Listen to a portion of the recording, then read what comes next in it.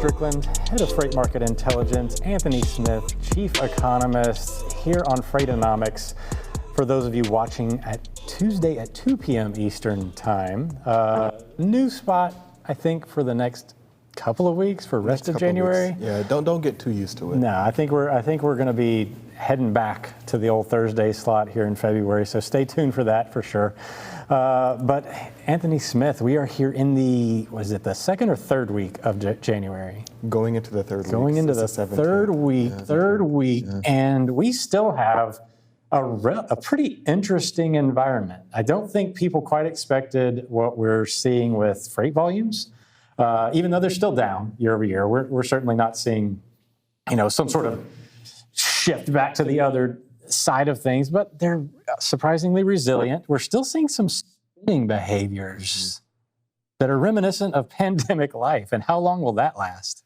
So that's going to be one of the things. We're looking at, of course, you see me looking down. As always, I am watching and monitoring LinkedIn. So if you want to jump in on the conversation, have a question, got a comment, have a point to make, jump in those comment sections right here and be a part of the show. But it's very concerning. We're looking at what's going on with spending, especially on the consumer side, because we see the savings rate is so low. And I've been talking about this for, a few months now, maybe a couple months. I feel like 2021. As a thing. It has been. And it's like the savings rate continues to go lower. I mean, it ticked up, I think it was like 0.2 percentage points, the most recent release, but it's still at historic lows that we haven't seen since around 2005 for the most part. And we're starting to see some of this stuff as well with the company's expenditures. Like, again, this is lagging type information that I'm referencing here a little bit. However, I feel like, and we get our high frequency data.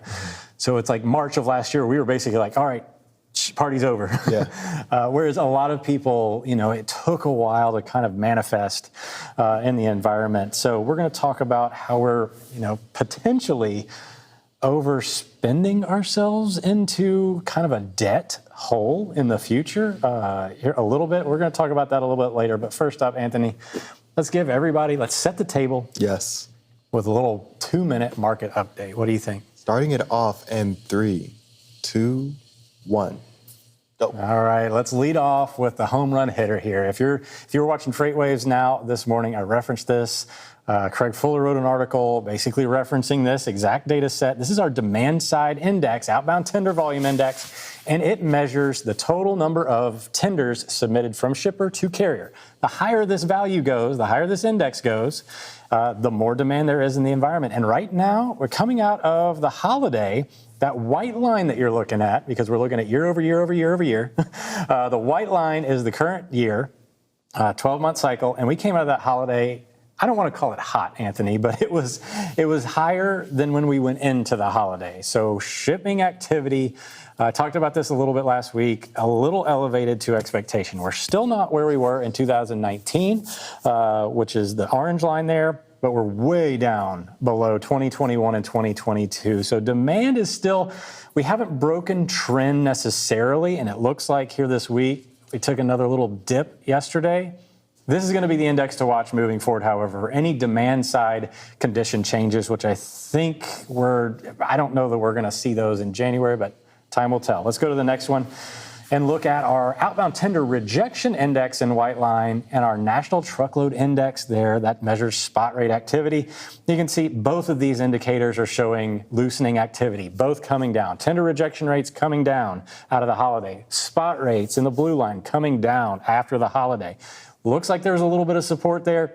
On the spot market, rates are still not all the way back to where they were. However, tender rejection rates down to where they were mid-November levels, sub 4%, meaning that shippers can get just about capacity whenever they want. The last but not least index chart that I want to look at, the IOTI, the Inbound Ocean TEUs Index, measuring demand for container shipments going from all over the world to the United States. That white line right there, Chinese New Year, non-existent. We're still underperforming the last several years, including 2019, Anthony Smith, which is the year that everybody wants to talk about in terms of returning to normal.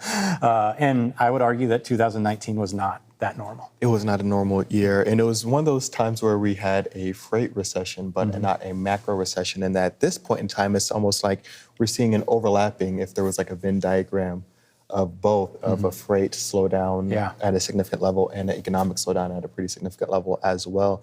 One of the big things that you just mentioned there, China, is, I think, a very interesting topic right now. So we're looking at China. One of the big things, of course, the lockdowns that they had. Now we're seeing that this getting like kind of loosened up. Now we're seeing COVID cases spiking.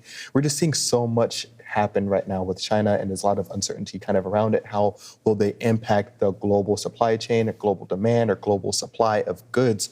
And really, when we're looking at nearshoring and reshoring, it's a big initiative, but it's not something that's just going to happen overnight. I mean, No. You can just build a factory and it's really quick. They have them in a box now. You remember how they used to do it? You're right. You can 3D print them now. You can 3D print them. Everything. 3D printing.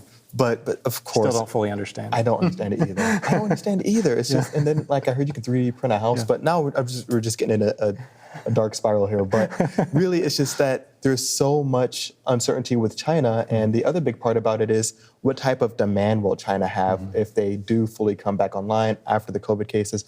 Do we see a spike in demand coming from China? If they're like us, no. It'll go the other way. Right. Demand falls apart because they've been sitting in their house too long. But they're not like us. Right. So there's just so many questions there. So I really do like that IOTI chart at the very last part of it. The other big thing, of course, looking at an international level, we talked about a little bit this morning, but also, of course, Ukraine and Russia.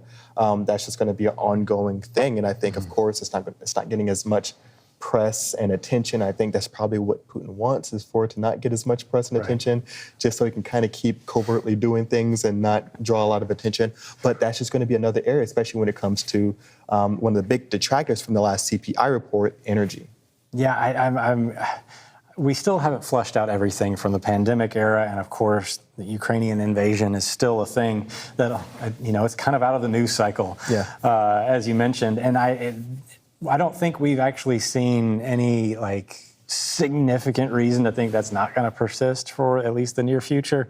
However, when it does, that could have some impacts on supply chain and global demand and the economic situation. So that could be one of those potential upsides that we see if hopefully that gets resolved this year to the positive end of things. And that helps stabilize the global economy. But to your point, China, the lockdowns, I don't see them as having a significant impact to us domestically. Do you? Is there anything there? I don't see too much. Of course, we did hear that there was a lot of mandatory testing if someone wanted to fly from China to the U.S., things like that. But when in terms of domestic, what we're going on through here, I look to Europe a little bit more as an influential of all right, this could be a somewhat similar situation what we might be facing here in the U.S. Okay. Yeah, I don't foresee that being a big influencer here for sure. Let's segue into the news of the week here. A little bit of a slow news week, at least thus far. I mean, it's holiday week, Martin Luther King Jr. holiday as of yesterday. Typically, we see about a 2 to 3% drop in tender volumes during this week. It's kind of interesting because it's not traditionally like a huge troughing holiday, but it is noticeable in terms of the environment. So there could be some companies out there that don't know that we do see a slight deterioration in activity this week, even though it's not one of the big six that we talk about. And I mean, this was one of the things, of course, we had other news items, said slow news week. UPS, really, some of those workers pushing for having this as a paid holiday for them as well. Follow step with USPS as well. So definitely it would make sense just because we do see that dip off in overall activity. So it makes a lot of sense there. But really looking at some of the news cycles that I saw from my end, one of the big things that jumped out at me was the Empire State Index. So this just got released not too long ago this morning. And what we saw from the Empire State Index was a downward movement of New York. Correct. Yep, New York. So it's essentially a federal regional index that measures manufacturing activity within the New York region. And what we saw was a downward movement of 32.9%. So that is pretty significant. It's not good. not good. No. The lowest level since May of 2020, I believe. So that is definitely, let me just double check that. I want to say it's of May of 2020. And so that's definitely, it is one of the areas that we're looking at right now that's showing that there's ongoing weakness in manufacturing. We saw previously the ISM PMI contracting for a consecutive month. We saw a new orders component come down. We saw the backlog of orders come down.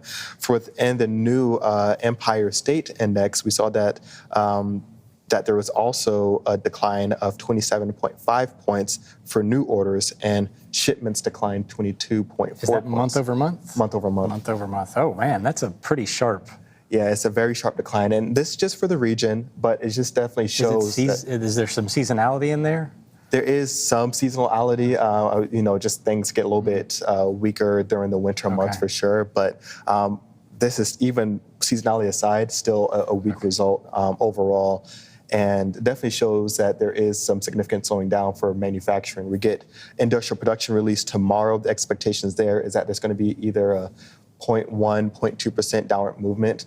We're seeing that manufacturing is just definitely slowing down. I think there has been a substantial pull forward throughout much of last year with the anticipation of interest rates going up.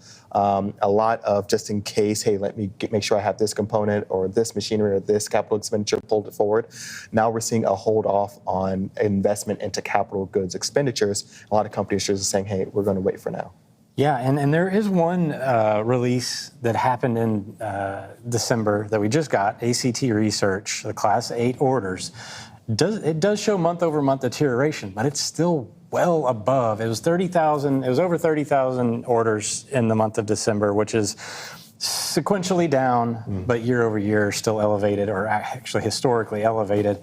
We hit that record order value back in August or September, I believe, and it was kind of a shock to a lot of people that it was that high. And this idea that we still have some lagging pent-up demand going on right now. And I think that might be still some of the things that we're fleshing out. And kind of on top of that, Anthony, and I want to get your thoughts here, is that this idea, the Fed's raising interest rates, which of course raises interest rates for people like you and I and companies. The cost of money is now higher.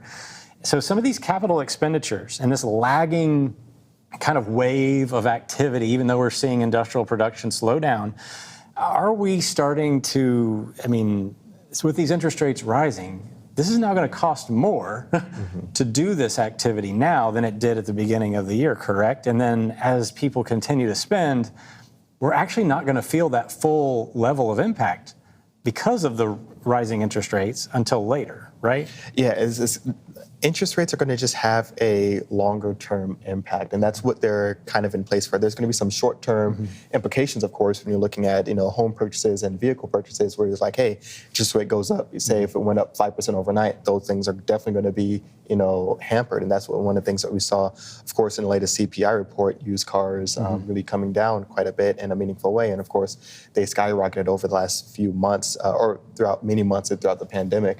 But definitely, it's going to be one of those areas that you see as a longer-term play and a longer-term plan. And that's one of the big criticisms as to why there wasn't an earlier interest rate increase throughout the midst of the pandemic. So we had, a lot of stimulus, and it was just kind of slow to the party. But at that time, there was this big belief at the federal level that any type of inflation, if felt, was going to be transitory. And, it might still be transitory, just depends on what your definition is. If your definition of transitory is it moves 2 to 3 years, it moves literally by definition. And so I don't fully understand what they meant by transitory, to be honest. They never really communicated that effectively, in my opinion. But again, maybe he wasn't talking to me. And I don't think he was, to be clear.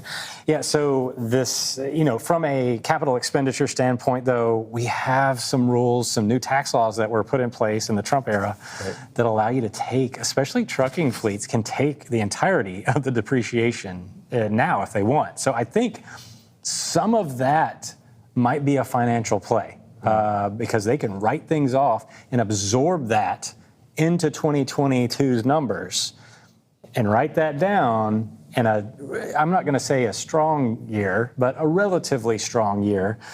and then they're basically set up for replenishment cycles in 2023, 2024, right, and a little bit stronger. So I think there might be some financial market gaming going on there that I think is a pretty savvy move if that's the case. But time will tell to see what that's doing. But orders are still strong, but I'm not reading it as like, oh, the market's going to turn and get better. Mm-hmm. So that's really all I'm trying to make in that point. So Craig Fuller, CEO of FreightWaves, put out a piece, and I've had several questions on it, so we should answer them here. Not that I can read his mind, but I generally have a good idea of what he's thinking. High-frequency truckload data suggests the freight market appears to be stabilizing. Well, I just laid it out for you, that OTVI coming out of the holiday. Now, back in the day when I was in it, pricing guy, quoting freight, et cetera, financial analyst, trying to figure out why we're making or losing money. Mm-hmm. I know that I had certain seasonal expectations about January. And so if I come out of the holiday and looking at the OTVI and it's up here, when every single other year it's down here compared to December, it's gonna feel like summer came early, or springtime came early. And that's what I think we're seeing, is that it is, because Craig talks to a lot of people, and there's a lot of people out in the space that probably woke up one day in January and said, whoa, this ain't that bad. Yeah.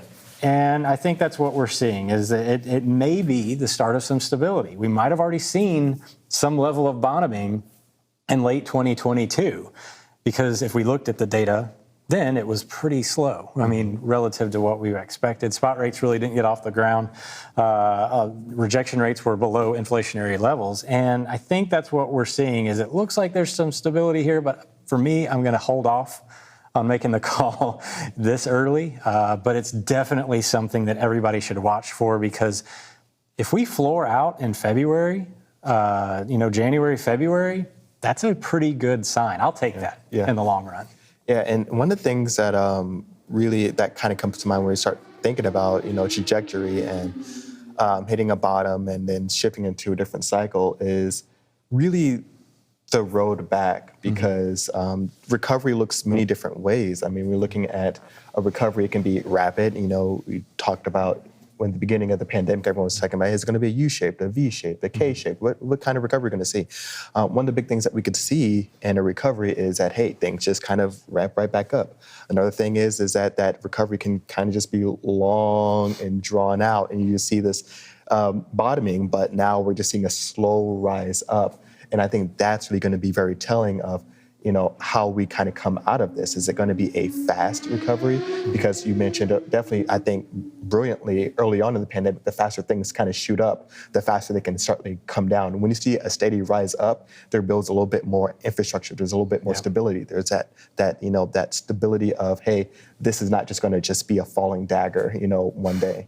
Yeah, I kind of make the analogy of, if you look at trees that grow the fastest, you have poplars, sycamores. They're the first to fall in a storm. It's because they grow really fast. It's a competitive behavior, trying to shade out all the other trees and all the other growth. But they grow up so fast that their wood becomes very brittle.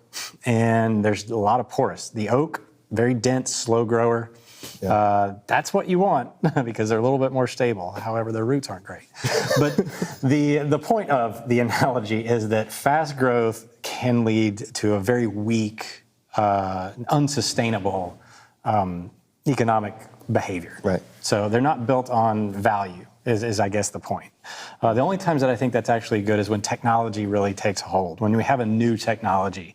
That tends to be the economic burst that we need. And I'm looking at the EV, Anthony Smith, the electronic car, electric vehicle, to help spur that growth. I think that's going to be the big transitory or transitionary thing that kind of drives economic growth in the near future. Yeah, I heard you can get a Tesla for quite a deal these days. Now you can. Now you can. I mean, the technology is still relatively young, but that's something that we all kind of are going to need, I mean, if you've driven one, you don't lose any power. And that was the big criticism of a lot of people early on, is you lose all the power with you got to have gas. No, Right. no, you don't. Get in one of those and tell me that you've lost anything. I think that's a great point there. And we start looking at what kind of disruptors, in a sense, are not just, hey, a fly-by-night trend, but really, all right, this is a game changer to elevate where we are, and now this is just a new platform that we're going to just kind of jump from. I definitely think that, that type of vehicles and automation is just automation is almost one of those things that you never come back from. Right. Like when you give government any kind of, security information and kind of, let them kind of it's hard to reel it back in. And so exactly. Automation is one of those areas where it's just like, all right, this can be automated now. It's hard to bring that back. And it only gets easier and more capital, or easier for on a capital sense, because technology gets better. That the way to make it and produce it gets a lot easier. The combustion engine has been out of date for over half a century in terms of our technology capabilities, et cetera. Which just when you build infrastructure, sometimes infrastructure can hold you back, and that's what we've seen with that. So I think we're finally at that inflection point where we're going to start to see that potentially take hold. Looking at another thing here. So this kind of coincides with my thought that consumers are still spending like they were in the pandemic era. Like they haven't learned that you can't just throw everything on a credit card yet. And I'm looking at the chart of the week that I wrote this week. Didn't necessarily directly measure consumer spending behavior, but that OTVI is in there. So I want to compare IOTI and OTVI. And this is these two figures are demand side indicators. So one of them is telling me basically this is what shippers expect their demand needs to look like here in the next couple of months. IOTI is all the containers that's in the white line there, all the container 20-foot equivalent units coming into the United States. OTVI is domestic truckload movement.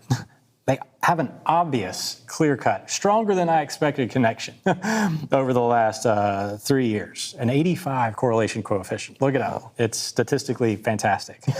However, they are breaking apart a little bit as the pandemic has come to its end, and that relationship is changing. But there's still takeaways here. They're both trajectory-wise in the long run still headed downward.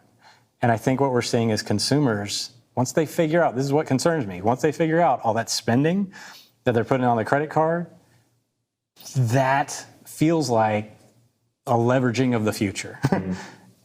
What are your thoughts there?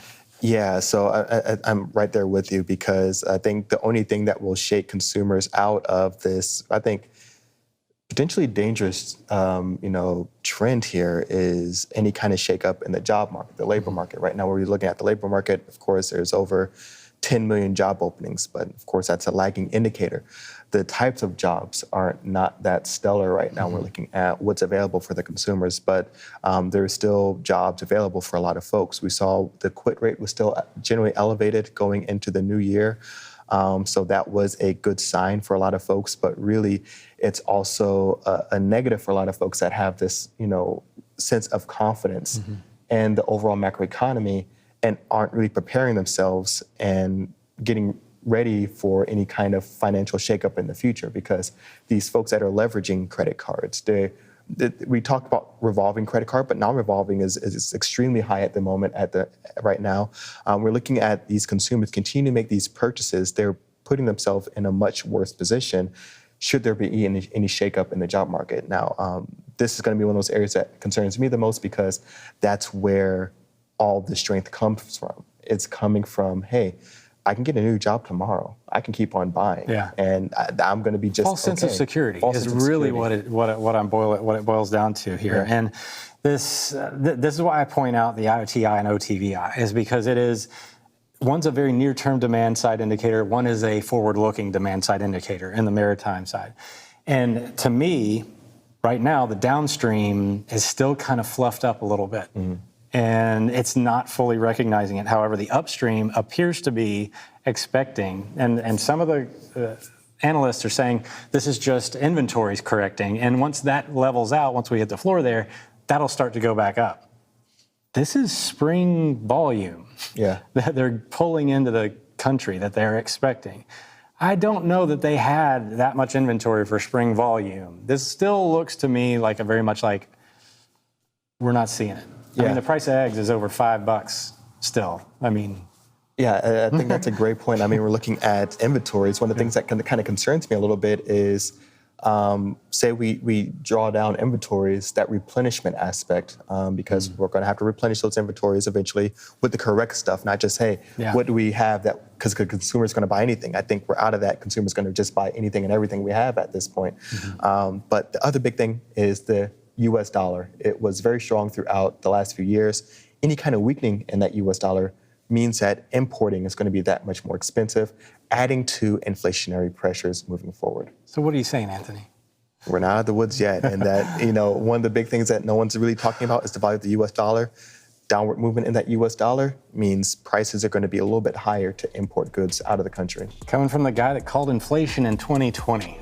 So, I mean, pay attention. All right, that'll do it for our show this week. Everybody have a great week, and drink water. Drink water. Get sleep if you need it.